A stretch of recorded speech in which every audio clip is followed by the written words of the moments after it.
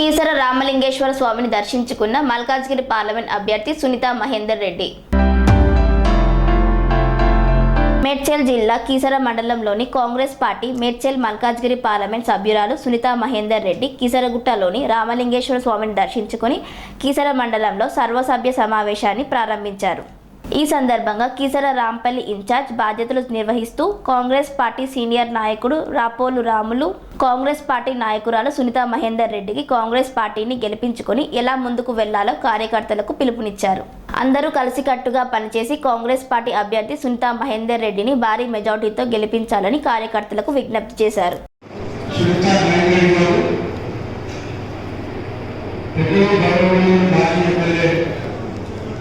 సుధీరెడ్డి గారు, జిల్లా పార్టీ అధ్యక్షుడు హనుమంత్ రెడ్డి గారు, ప్రభాకర్ గౌడ్ గారు, మన జిల్లా పరిషత్ చైర్పర్సన్ చైర్మన్ శరత్చంద్రారెడ్డి గారు, వేదిక ఉన్నటువంటి నాయకులందరికీ, మహిళా సోదరులందరికీ కూడా పేరు నమస్కారం తెలియజేస్తున్నాను. ఈరోజు ఎలక్షన్లు వచ్చినాయి. ప్రతి 5 సంవత్సరాలు వచ్చినాకే ఈసారి కూడా మనకి ఎలక్షన్స్ వచ్చినాయి.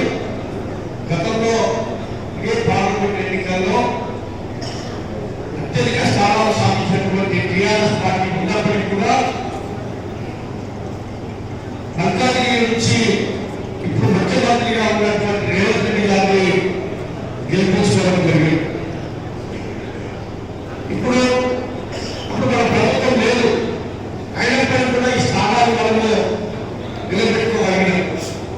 అధికంగా కూడా రేవంత్ రెడ్డి గారిని ప్రశ్నించే గొంతుగా ఉండాలి.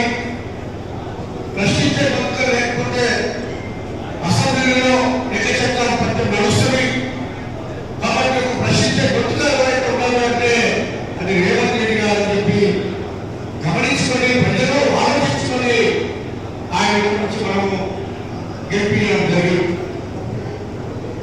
ఆయన ఈ 5 సంవత్సరాల కాలంలో పార్టీ అధ్యక్షులుగా పార్టీని నడిపించి అందరి యూనిట్ చేసి వాళ్ళందరికీ కూడా పార్టీకి ఒక ఐక్యతను సాధించి ఈ రాష్ట్ర ముఖ్యమంత్రిగా అయినటువంటి విషయాన్ని కూడా మనం ఈ సందర్భంగా గుర్తించుకోవాల్సిన అవసరం ఉంది. మరి ఈరోజు మన ముఖ్యమంత్రి మన ప్రభుత్వం కూడా కాంగ్రెస్ ప్రభుత్వము ఇప్పుడు ఎట్లా గెలవాలి, ఎట్లా గెలవాలి అంటే మన ముఖ్యమంత్రి గారి యొక్క స్టేట్మెంట్ వచ్చింది, ప్రకటన వచ్చింది.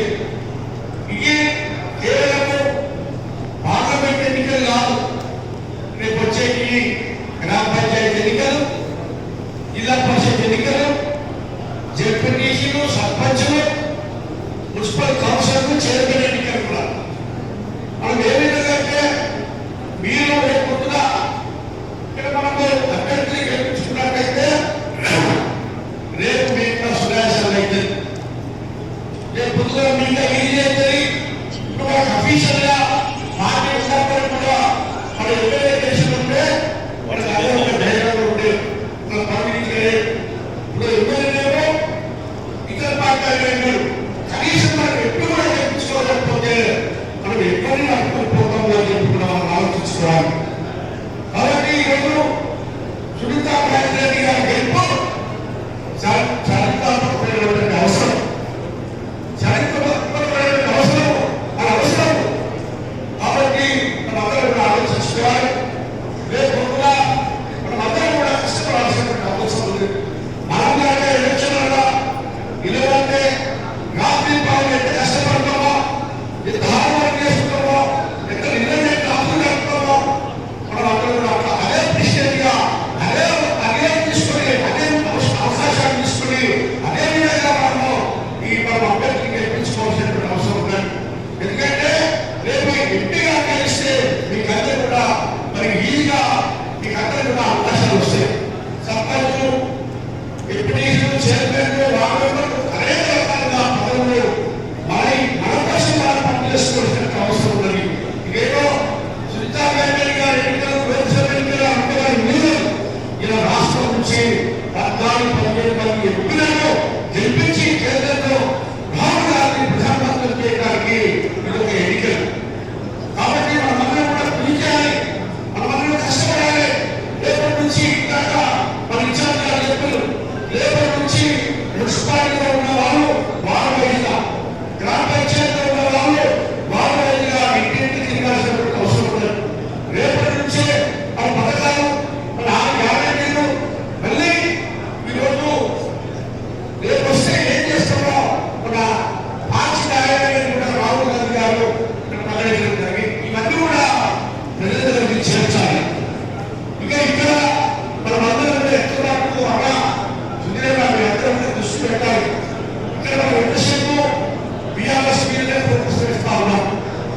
టీఆర్ఎస్ అంటే సత్సంగా అయిపోయిందని మనం చేయాల్సింది బీజేపీ మీద కూడా కాన్సన్ట్రేట్ చేయాలి. ఇక్కడ చేతికలు చేస్తుంటే కూడా బీజేపీలో ఉన్న అసమర్థం కానీ బీజేపీలో ఉన్న వ్యక్తులు కానీ మనకు తీసుకోగలిగితే డీల్ చేయగలిగితే నలుగురికి దీనికి ఇబ్బంది లేదు. కేటీఆర్ ఎంత ఉంటుందో సోదరి కూడా ఎంత ఉన్నారు, నమ్మి ఎంత ఉంటుంట ఒక మహిళ 3 సార్లు చైర్పర్సన్ అయి జిల్లా మొత్తాన్ని రంగారెడ్డి జిల్లాలో ఏదైతే ఏళ్ళని ఒక సంవత్సరాన్ని పట్టుకుని నువ్వు నమ్మి అంటారు ఎలా అని చెప్పి మనం వెళ్ళాల్సిన అవసరం కేటీఆర్ మరి మధ్య పంపించింది ఏ మాట్లాడడం అర్థం లేదు. ఒక భారతదేశంలో మరి అయ్యొక్క ఎక్కువ మరి వీళ్ళొక్క ఎక్కువ ఎక్కుతా ఉన్నారు. ఇద్దరు ఎక్కువ డౌన్ అయిపోయారు. కానీ ఇలా ఇప్పటికి కూడా ఆత్మాన్ని మనం కదలేదు. అధికారంలో ఇంకా ఫీల్ ఉన్నాడు.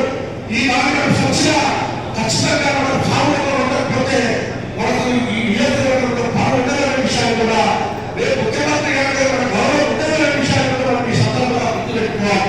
మనం మనగా ఇక్కడ నుంచి ఎప్పుడు కలిస్తే ఖచ్చితంగా మన కాలేజీ వేసుకుని ముఖ్యమంత్రి గారి దగ్గరికి వెళ్ళి అయ్యా సార్ మేము మీరు పంపించే వ్యక్తి లేదు, మీకు మరి తెలుగు విషయంలో మీ చేతిలో పెట్టుకోలేదు, మాకు కూడా అవకాశాలు ఇవ్వండి అని చెప్పి మనం చెప్పుకోవడానికి అవకాశం ఉంటుంది. కాబట్టి ఖచ్చితంగా మనందరం కూడా నేను ఇది మన రమ్మాయి కూడా అదేవిధంగా రామారావు కీసర మండలానికి నాకు ఇన్ఛార్జ్గా పెట్టారు.